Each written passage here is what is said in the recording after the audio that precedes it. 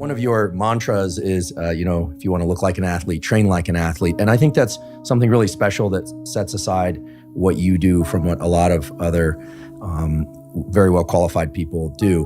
And in terms of the use of weights and resistance, whether or not it's body weight or weights in the gym or pulleys versus cardio, in terms of overall health, aesthetics, and athleticism, is there a way that you could point to, the idea that maybe people should be doing, 50% resistance training and 50% cardio?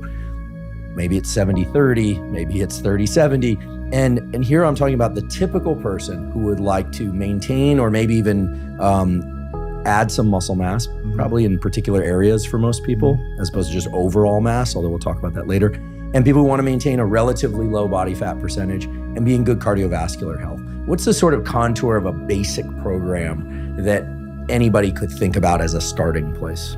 I think it's like a 60-40 split, which would be leaning towards weight training, strength and then the conditioning aspect be about 40%. So if you look at it over the course of a training week, 5 days in a gym would be a great task. And obviously not in the gym, it could be done at home, but 3 days strength training, Monday, Wednesday, Friday, conditioning Tuesday, Thursday, 2 days. It's a pretty easy roundabout way to split that up. Of course, depending upon training goals, and as you said, the aesthetic goals, like that will shift dramatically.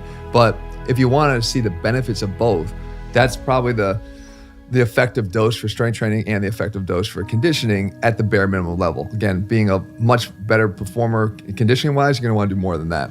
And in terms of the duration of those workouts, what's your suggestion? I've been weight training for about 30 years, running for about 30 years, and mainly for health.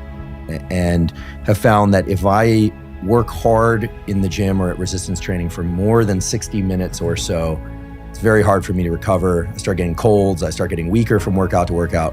But amazingly, at least to me, if I keep those workouts to about 10 minutes of warm up and 50 minutes or so of really hard work for resistance training, and I keep the cardiovascular work to about 30 to 45 minutes, I feel great, and I seem to make some progress, at least someplace in the workout, from workout to workout. Yeah, those are good numbers because those are kind of numbers that we usually preach. We try to keep our workouts to an hour or less, if possible. Now, depending upon the split that you're following, if you're on a total body split, there's just gonna be more that has to be done in a given amount of time. And again, if you're training primarily for strength, that could prolong the workout because the longer rest times in between sets. But in general, when you're not focused on that one aspect, but the overall health picture, then you can get the job done in under an hour. And again, I always say, on top of if you want to look like an athlete, train like an athlete, is you can either train long or you can train hard, but you can't do both. And I really believe that the focus for me, I have a busy life, I have a lot of other things that I do, believe it or not. And it's like, I want to go hard and I want to go get out. And I find that my body also responds to that. And I think a lot of guys' bodies respond to that. And particularly as you start to get older, I think it's the length of the workout that actually causes more problems than the intensity of what you're doing. Particularly if you're warmed up properly, like you said. I've found personally that my warm-up has had to become more of an integral part of my workout than it ever has before. I could get in the gym when I was 20 and I'm going right over, I'm doing the 1 set, 2 sets, I'm ready to go, and I never do another workout warm-up set for any of the other exercises I do the rest of the day. That's not true anymore, and I found that as long as I'm willing to sort of give myself a little bit of a warm-up, the intensity is not what bothers me. I'm very much in control of the weights that I use and it doesn't bother me.